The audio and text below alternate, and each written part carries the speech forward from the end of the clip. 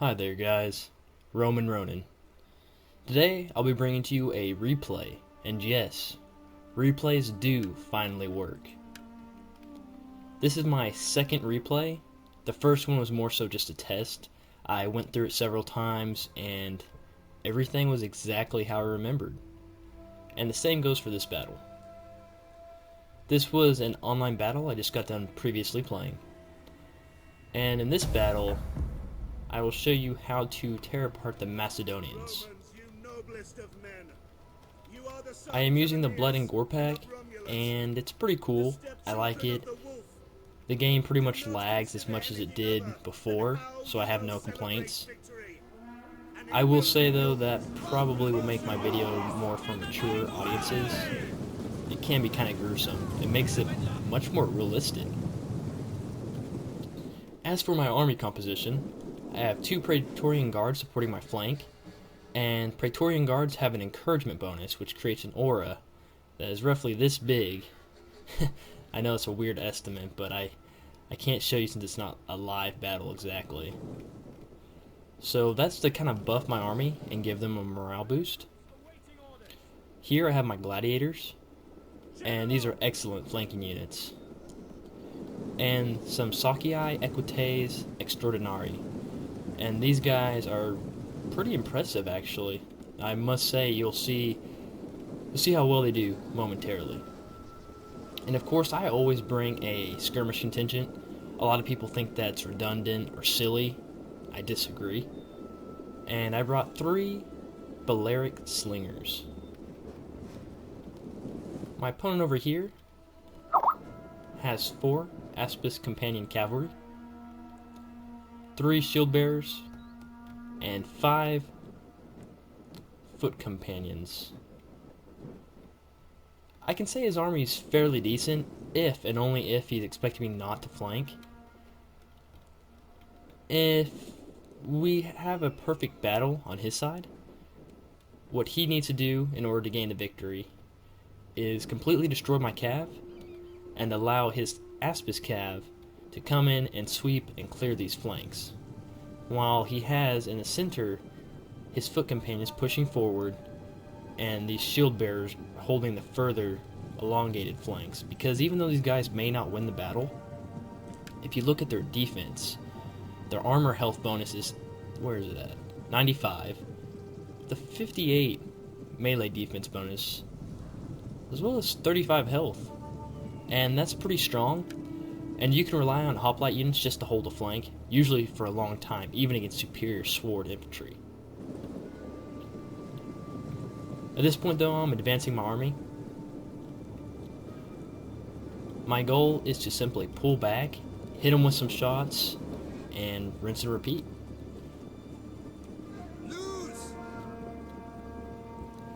If anything, if your range units can pressure your enemy to attack you, then that's all the advantage you need to win. A lot of people kind of forget that this is a psychological game.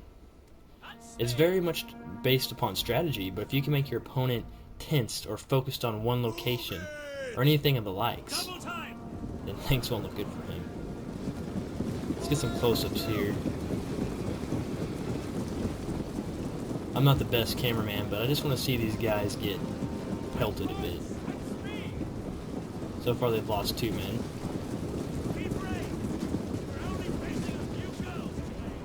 Alright. And that guy, oh. Okay, it looked like he just got nailed in the balls.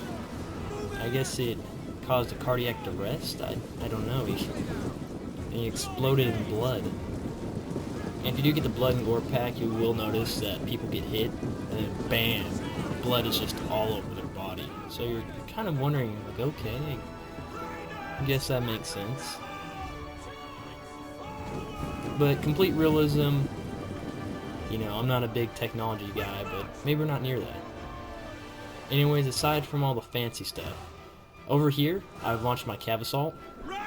I am trying to clip this cav here with my Triarii, and I am flanking with my Socii. A bit of a late trample there. Gladiators in to help help substitute a victory. Man, that just got a guy got smashed. As you can see here, though, he did have a cav advantage, but I'm doing something many of you probably should, if you're not doing it, consider.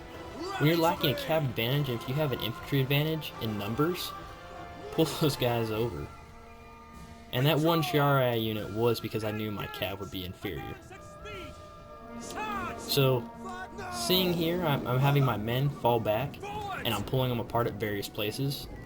For instance, right here, I have my Praetorians engaged with his shield bearers, and they can attack them head on because shield bearers are just going to get annihilated by Praetorians. And look at some of this gruesome carnage going on. It's terrible, man. And these guys, same thing. I've managed to break their phalanx simply by positioning my men around them and collapsing in.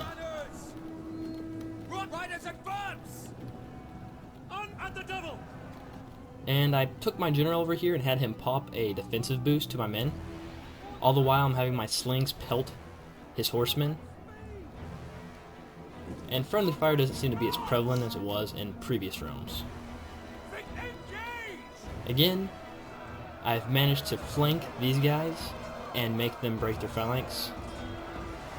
That's all you gotta do to beat the foot companions. As soon as you break their phalanx, they're gone. Over here, the shield bearers are holding out well against my gladiators. To be expected. Very, very sad for my men. These gladiators going up against such well-trained, hardened opponents. That guy got stabbed in the kidney.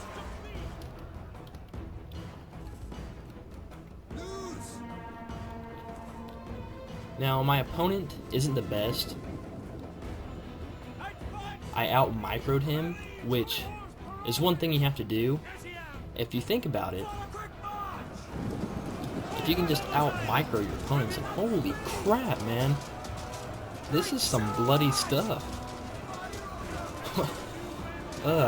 Forget the strategy, man. I mean, this is crazy. Lots of blood, lots of action. Look at these guys. Holy crap. I don't know if you can hear it, but I can. And there's just these loud ting ting ting ting tings going on as these guys are running. Look at this man. Poor guy. Will he make it? Is he gonna make it? Yeah. I think they're gonna let him actually live. Anyways, the strategy today was pretty simple.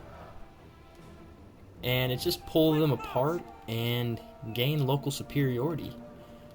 So, Sakurai Cav have a great charge, and it's much better than any melee Cav. So use that to your advantage. And also, I will be making a short video on this in due time, but there's a quick little trick that you can use with your Praetorian Guards to instantly break a phalanx. It involves setting the men in loose formation, clicking the move midway past the phalanx unit, and then using the tight formation command.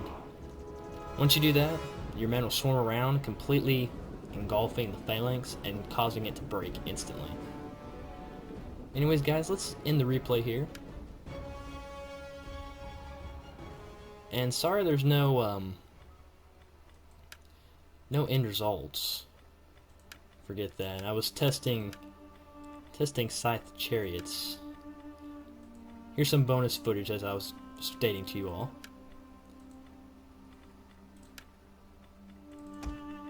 And this will be a simple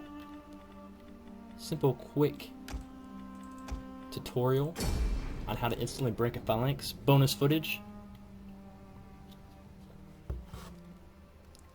And if you guys just came here, to see the battle, then you can leave now. But if you want to see a quick little tip, then, feel free to stay. And we'll be speeding this up. This won't take much time at all. Come on, awaiting orders. For Rome. Now, keep in mind, while this is effective, it can't work in every situation. If the gaps are tight, usually it won't work, or if there's a second line. So, The AI likes to go after my cav. Spread out. Let's see. Should put up his phalanx soon. Come on. Quick march. Come on. Shows a bit how dumb the AI is. It's not what I'm trying to show you all. Okay. Here, maybe if I charge him with my cav. Our general is under attack. Okay, this is pretty... Commence a little chicken music going on here, please. There we go. Okay. Anyways, we have a phalanx here. After much trial and error. And now he's trying to go after my general. I want to attack it head on. Which sounds suicidal. Okay, buddy.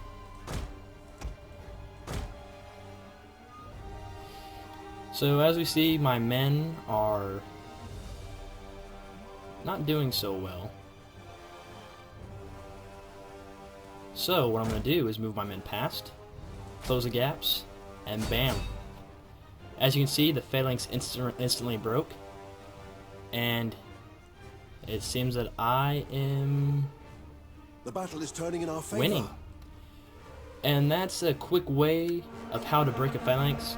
I know it's pretty annoying watching me try to set that up, but you can attack a phalanx head on. The only thing is, if there's a second line that's in a phalanx, then that phalanx will be just as effective as a non-flanked phalanx would be. Hopefully that helps you, though. It's always a situational strategy, and I didn't want to base an entire video off that one moment. Thank you all for watching, though, and take care. This is Roman Ronin, signing out.